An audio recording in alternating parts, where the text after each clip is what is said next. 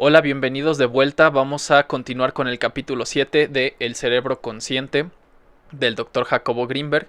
Recuerden que si les está gustando estos videos, a mí me apoyan muchísimo dando un like, compartiendo con personas que les pueda ser útil o les sea interesante esta información, y suscríbanse al canal si no están suscritos, activen la campanita para que les notifique cada vez que subo un nuevo video. También, si gustan, me han preguntado por mis redes sociales, les voy a dejar Instagram, aquí va a aparecer en la pantalla, y si no, en la caja de descripción también están mis demás redes sociales. Bien, pues vamos a hablar del conocimiento. Empezamos el capítulo 7 con el conocimiento capaz de señalar lo común en fenómenos tan dispersos como la actividad atómica, el comportamiento humano y el desarrollo de la historia. Es un conocimiento universal. Y antes de continuar, el Dr. Jacobo Grinberg aclara aquí un punto que fue discutido en otros capítulos.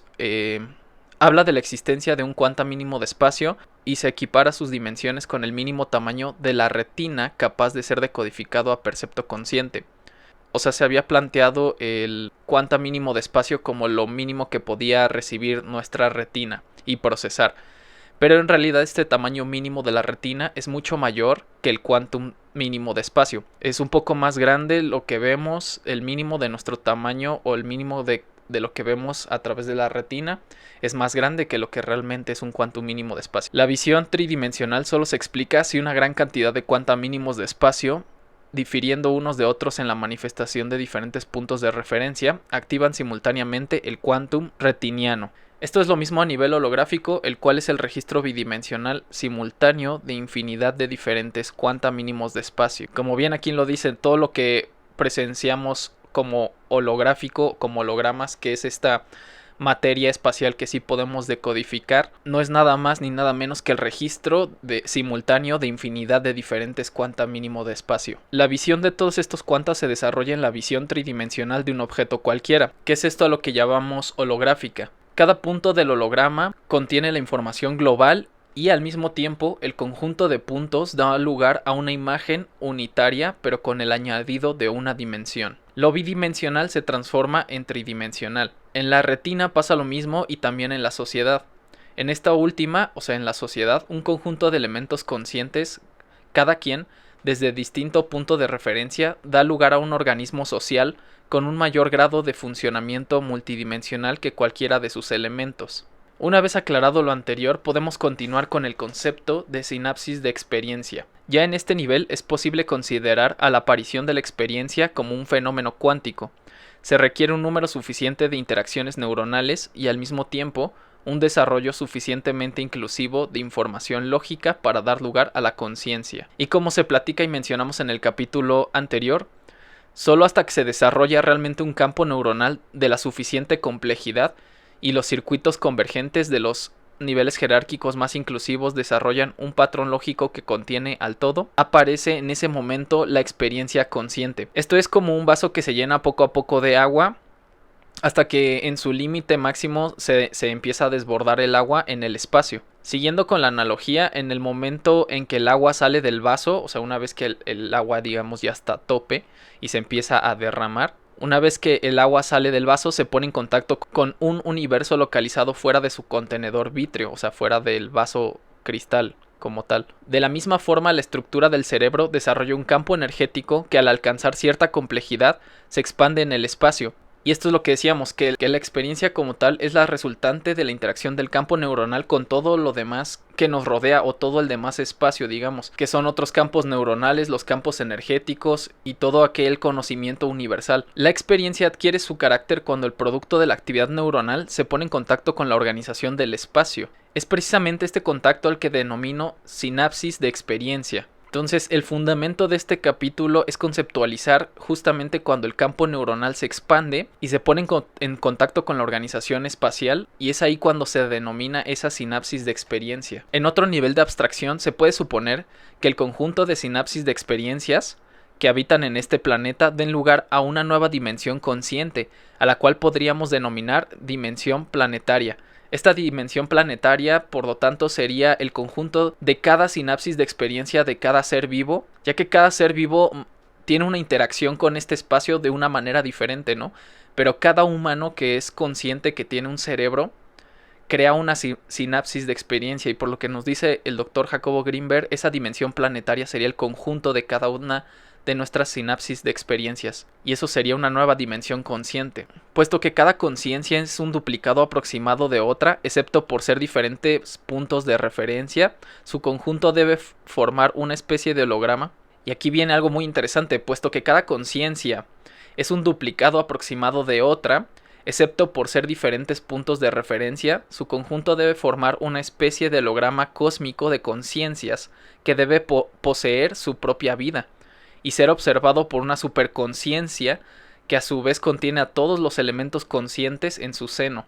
Es aquí donde vemos esa relación cósmica universal en que todos formamos parte de una conciencia que a su vez puede ser observado desde una supra o superconciencia y contiene a todos esos elementos conscientes. Es algo ya súper complejo, pero es algo que venimos manejando, que al final de cuentas todo está interconectado en la conciencia, porque todo responde a la interacción de uno con otro, nada está individualizado, todos hacen la misma interacción dentro de la dimensión. ¿Y por qué menciona aquí que son diferentes puntos de referencia? Porque a pesar de que yo soy duplicado, digamos, de la conciencia de mi hermano o de mi mejor amigo, estamos actualizando esa conciencia universal desde diferentes perspectivas, desde diferentes referencias.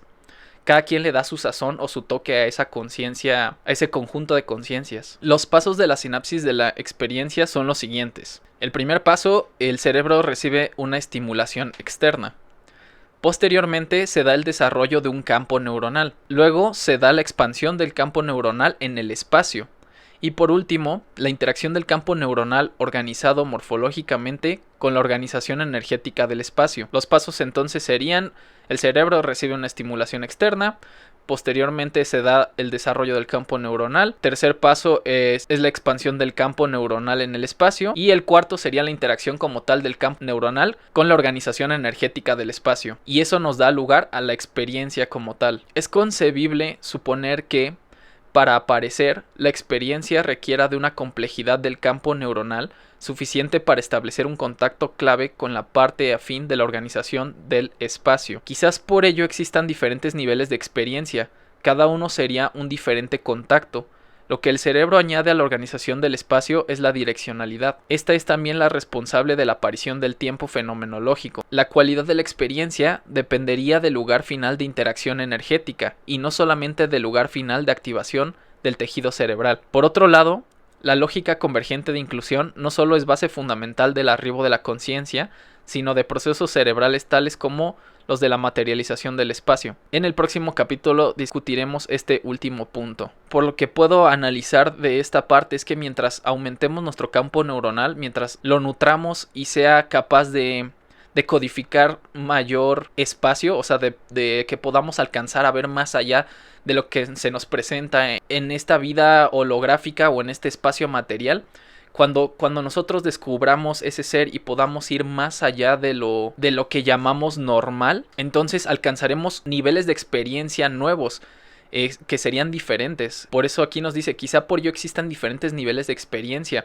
O sea, los niveles de experiencia que tenía, por ejemplo, Pachita son muy diferentes a los que estoy teniendo yo ahora, porque su nivel de conciencia, su nivel de amplitud de campo neuronal era más evolucionado, estaba más expandido. Y bien, pues este fue un capítulo un poco más corto, solo era como para darle una definición a lo que ya habíamos platicado de cómo se genera la experiencia, que es esto que llama el doctor Jacobo Grinberg como la sinapsis de la experiencia. Y algo muy importante e interesante es que el conjunto de todas esas sinapsis de experiencia nos conformaría una nueva dimensión planetaria, ¿no? Que es la unión de todas estas conciencias, de estas sinapsis de experiencias, el conjunto de cada una de ellas. Y es aquí donde podemos dejar también un poco de lado todas estas emociones egoístas o todas estas emociones de creer que somos únicos. De alguna manera todos contribuimos a esta conciencia planetaria, y es un buen mensaje para saber que al final de cuentas lo que cada persona o lo que cada individuo, lo que cada ser, cada ente realiza afecta o beneficia a todo el conjunto, ya que por lo que entiendo todos estamos interconectados de alguna manera y la acción de algún individuo va a repercutir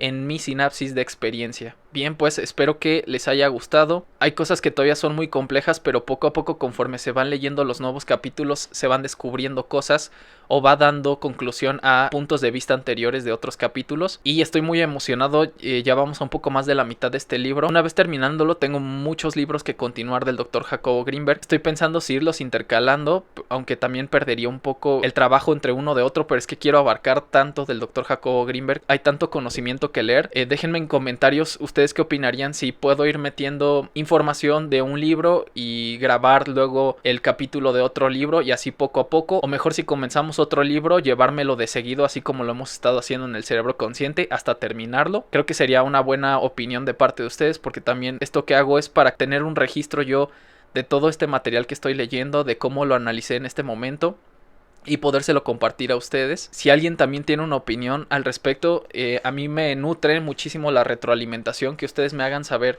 también cómo analizan ustedes quizá cada capítulo o las palabras que estoy diciendo. Esa retroalimentación nos ayuda a todos. Al final de cuentas, el conjunto de ideas y de lo que aportemos cada uno nos va a ayudar a nuestro crecimiento personal y conjunto. Entonces yo les pido que me apoyen con eso y nos estamos viendo en el próximo capítulo.